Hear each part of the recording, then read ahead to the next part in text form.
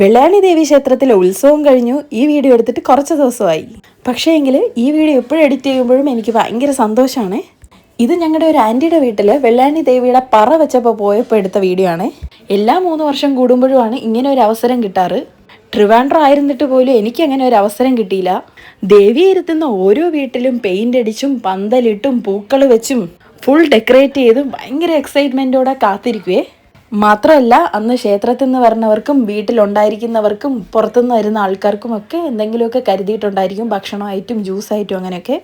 അങ്ങനെ ഏറെ കാത്തിരിപ്പിന് ശേഷം ദേവിയെ എഴുന്നള്ളിക്കാൻ സമയമായി.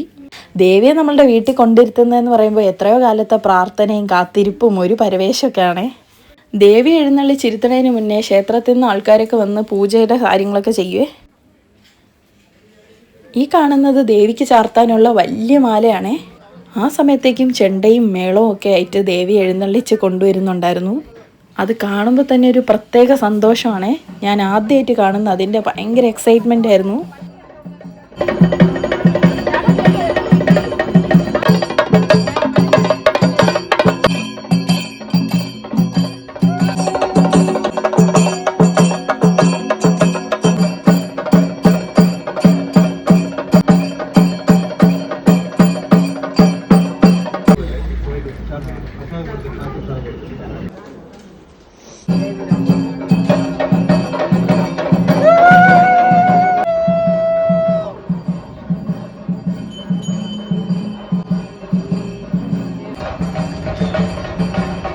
ദേവി ആ വീട്ടിൽ വെച്ച് പൂജിച്ചതിന് ശേഷം അടുത്ത വീട്ടിലേക്ക് പൂജിക്കാൻ കൊണ്ടുപോവേ.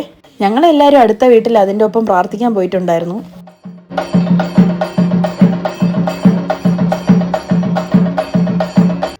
പ്രാർത്ഥിച്ചതിന് ശേഷം ഇതുപോലെ പൂജാരി തലയിൽ ഇങ്ങനെ ഒരു ഭസ്മം പോലത്തെ സാധനം ഇട്ട് ബ്ലസ് ചെയ്യും.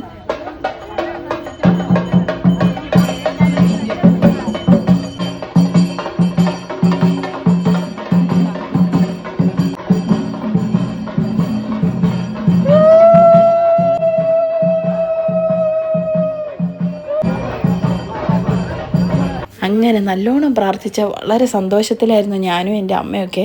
അടുത്ത 3 വർഷത്തേക്ക് ശേഷമേ ഇതെല്ലാം കാണാൻ പറ്റുള്ളൂ. ആ സന്തോഷത്തിൽ ഞങ്ങൾ എല്ലാവരും ഫോട്ടോസൊക്കെ എടുത്തേ. ദൈവത്തിനെ നല്ലോണം പ്രാർത്ഥിച്ച സന്തോഷത്തിലാണ് എല്ലാവരുടെ മുഖത്തും അത് കാണാനുണ്ടായിരുന്നു. ശേഷം അവിടെ പന്തലൊരുക്കിയപ്പോൾ ഉണ്ടായിരുന്ന നേർച്ചക്കൊലയൊക്കെ ഇല്ലേ, അത് വെട്ടി പ്രസാദം ഓരോ ആൾക്കാർക്കും കൊടുത്തു വിടും. അങ്ങനെ ഓരോരുത്തർക്കും ഓരോ കവറിലാക്കി മാറ്റി. അതിനുശേഷം എല്ലാ അമ്മമാരും കൂടെ ഉച്ചഭക്ഷണം പാക്കിങ്ങിലാണേ. ദേവി എഴുന്നള്ളിപ്പും പൂജയൊക്കെ വളരെ മംഗളമായിട്ട് നടന്നതിന് അങ്കിളും വലിയ ഹാപ്പിയിലാണ്. അങ്ങനെ ദേവിയുടെ ബ്ലെസ്സിങ് ഒക്കെ കിട്ടി ഞങ്ങളും വീട്ടിൽ മടങ്ങി.